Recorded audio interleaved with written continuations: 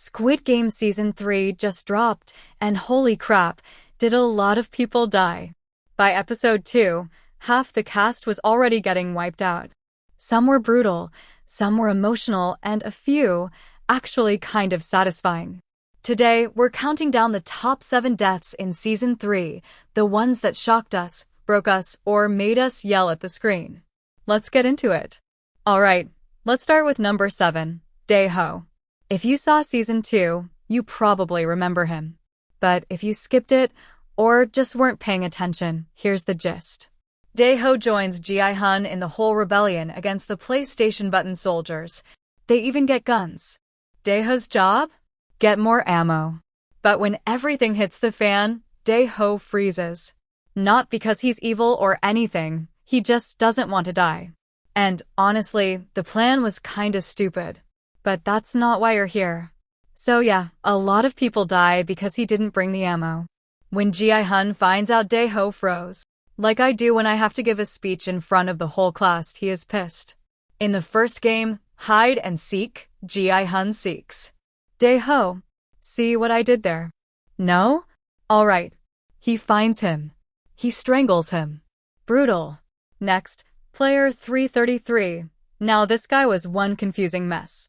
Turns out, he's the father of 222's baby, but don't let that fool you into thinking he's some protective dad. This dude was straight up unhinged. And he does kill. A lot. But it doesn't feel noble, it feels like he enjoys it.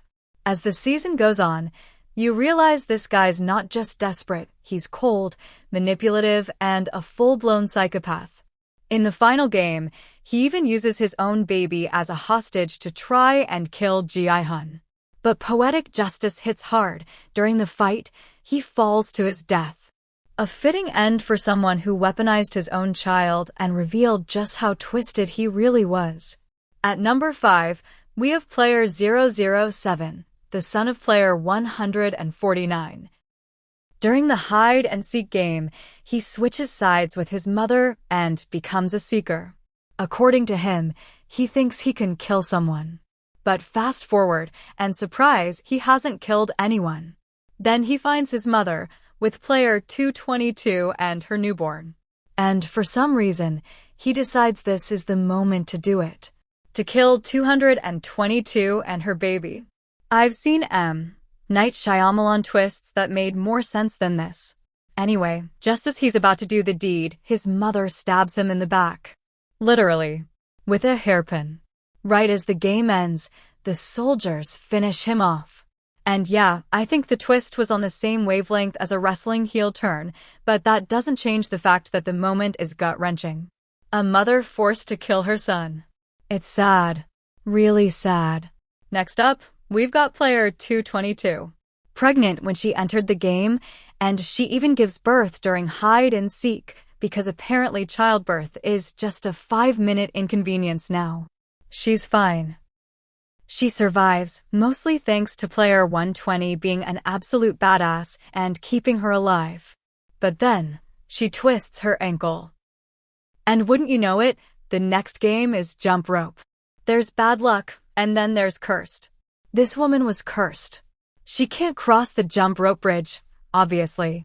So, she just jumps to her death. Like, that's it. That's the moment. Since we already talked about the son, we might as well finish the story with his mother, player 149. After stabbing her own son to stop him from killing a mother and her newborn, she's completely wrecked. And honestly, who wouldn't be? Killing your only living relative will do that to a person. We don't get a deep dive into her thoughts after the game ends, but it's clear the guilt is eating her alive. Before her exit, she gives a short but powerful pep talk to Ji-hun. She begs him to take care of player 222 and her baby, just before 222 jumps to her death on the bridge. And then, in one of the quietest but most haunting deaths of the season, she hangs herself. It's a tragic end to a woman who was forced to make an unthinkable choice. And honestly, it hit hard. No explosions, no gunfire, just pure emotional devastation. Next on the list is a fan favorite, player 120. If you watch Season 2, you know this woman was a certified badass. She could handle a gun, hold her own in a fight, and this season, she was one of the few people actually trying to protect others. During the hide-and-seek game, she sticks with 222 and 149.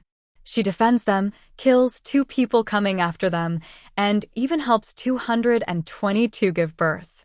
When she finds the exit to the game, it feels like a win. You think, finally, someone's going to make it. But just as she goes back to get her friends, player 333 stabs her in the back. Literally. It was brutal. Unexpected. One of those deaths that made you yell at the screen. From the triumph of finding a way out, to lying there dead with her eyes still open. It stung. A tragic end for someone who truly deserved better. And finally, at number 1.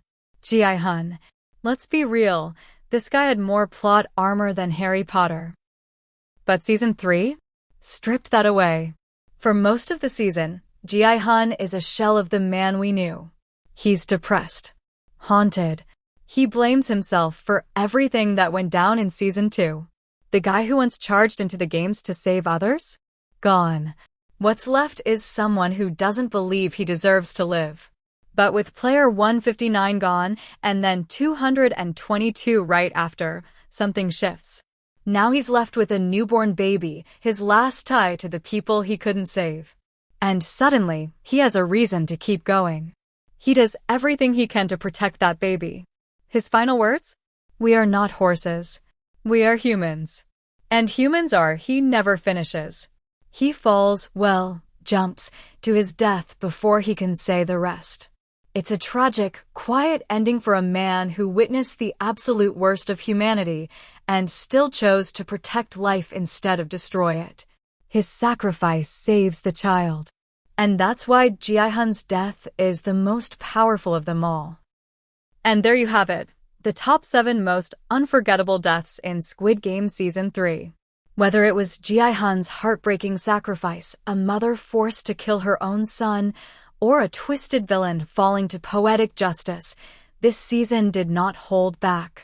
Love it or hate it, Season 3 reminded us that in the Squid Game, nobody's safe. Not even the main character. So, which death hit you the hardest? Or was there someone else you think deserved a spot on this list?